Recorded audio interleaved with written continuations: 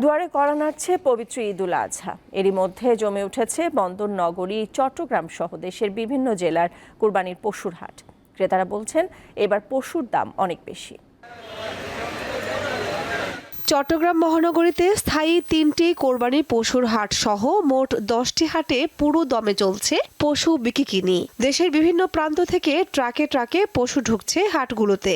দাম কম বেশি যাই হোক, গরু কিনতে পারলেই খুশি ক্রেতারা।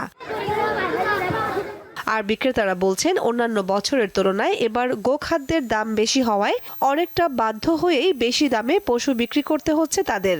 গরুর দাম তো প্রায় অন্যান্য বছরের তুলনায় অনেক বেশি। আগে থেকে ঘুরতেছি, গরুর দামটা অনেক বেশি। যশোর থেকে আনেছি, গরুর দাম কম দাম মূলাইতেছে না।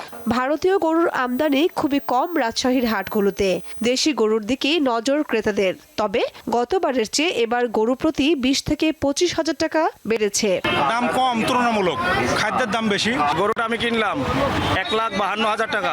গরু আমি কিনলাম 1,35,000 তো তুলনামূলক গরুর দাম একটু বেশি। কোরবানির পশুতে কানায় কানায় পূর্ণ চুয়াডাঙ্গার হাটগুলো। ছোট ও মাঝারি আকারের গরু কিছুটা বিক্রি হলেও বড় আকৃতির গরুর তেমন ক্রেতা নেই। স্বাদ ও সাধ্যের মধ্যে পশু কিনতে এসে দরদামে নিরাশ হচ্ছেন বেশিরভাগ ক্রেতা। 3 লাখের উপরের গরু, কিন্তু দাম বলতেছে আপনার 2,20,000, 2,30,000।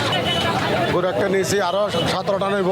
গত বছরের তুলনায় গরুর দাম অনেক বেশি। রংপুরে স্থায়ী ও অস্থায়ী মিলে 65টি পশুর হাট রয়েছে। এরই মধ্যে হাটগুলোতে গরু, খাসি, ভেড়া, মহিষ নিয়ে জড়ো হয়েছেন ব্যাপারীরা। আজকে গরু বিক্রি করছে, আমার নিজস্ব একটা গরু ছিল, সেটা বিক্রি করছে। গত বছর তুলনায় গরু মোটামুটি কম আছিল। জমে উঠেছে উত্তরের সীমান্তবর্তী জেলার ঠাকুরগাঁওয়ের পশুর হাট। তবে বিক্রেতাদের দাবি, হাটে ছোট ও মাঝারি গরুর চাহিদা থাকলেও বড় গরুর সঠিক দাম পাচ্ছেন না তারা। বড় গরু কিনতে পারতেছি না, টাকা কম হলে মাঝারি গরু নেওয়া লাগে। এদিকে ব্যবসায়ীদের সুবিধার্থে জামালপুরের ইসলামপুর থেকে প্রতিদিন ঢাকার উদ্দেশ্যে ছেড়ে আসছে 3টি ক্যাটল স্পেশাল ট্রেন।